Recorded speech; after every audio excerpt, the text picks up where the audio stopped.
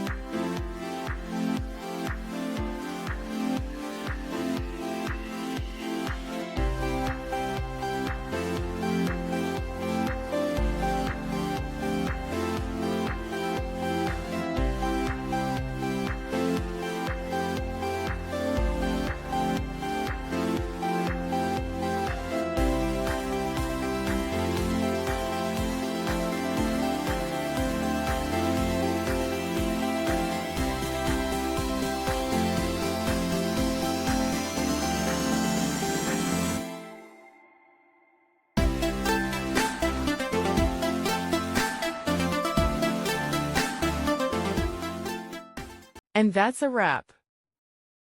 I hope you found the answer you were looking for.